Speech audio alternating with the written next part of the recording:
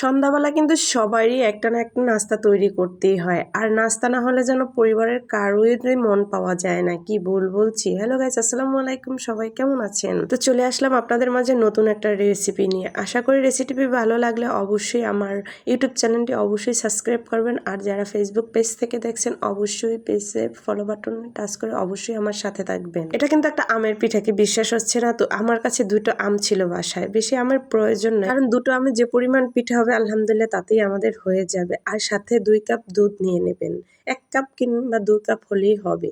এখন আমি থেতলে আমগুলো সুন্দরভাবে চটকিয়ে নেব, চটকিয়ে আমের বাড়াটা আমি আলাদা করে নেব, আর আমগুলো একেবারে মেশ করে ফেলবো যতটুকু হাত দিয়ে সম্ভব। আম কিন্তু হাত দিয়ে থেতলালেই হয়ে যায়। এখন আমি এর ভিতরে একটা ডিম দিয়ে দেব। দেখতেই পাচ্ছেন দুটো আমের সাথে একটা ডিম, আর 1 থেকে 4 কাপ পরিমাণ চিনি দিয়ে দেব, লবণ পরিমাণ মতন দিয়ে আবার আমি চামচ দিয়ে সুন্দরভাবে মিশিয়ে নেব।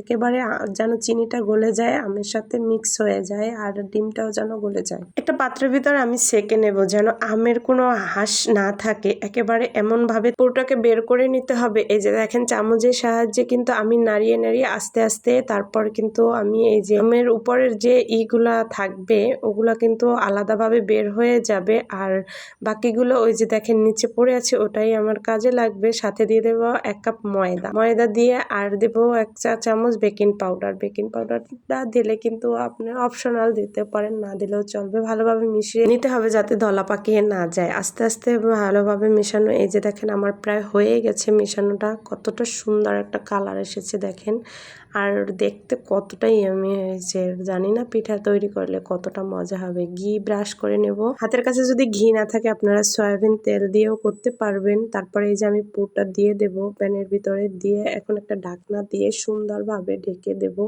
এই যে আমার ঢাকনা দিয়ে ঢেকে দিলাম, এখন কিছুটা সময় অপেক্ষা করব। এক সাইড কিন্তু হয়েই গেছে, এখন আমি একটু উল্টিয়ে নেব আর একটু সময় অপেক্ষা করব আর একটা সাইড হওয়ার জন্য।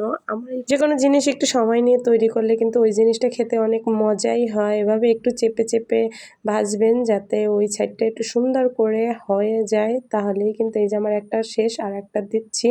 একে একে আমি কিন্তু সবগুলো পিঠেই আমি এভাবে তৈরি করে নেব। আমি আপনাদের দুটো পিঠা তৈরি করে দেখালাম, বাট এভাবেই সবগুলো তৈরি করে নিলেই হয়ে যাবে। এই যে দেখেন কত সুন্দর একটা কালার হয়েছে। আমার সবগুলো পিঠা কিন্তু বাজার শেষ। এখন দেখেন কতটা সুন্দর হয়েছে। এখন উপরে আমি একটু হালকাভাবে ব্রাশ দিয়ে মধু ব্রাশ করে নেব যাতে হালকা একটু মিষ্টি মিষ্টি লাগে।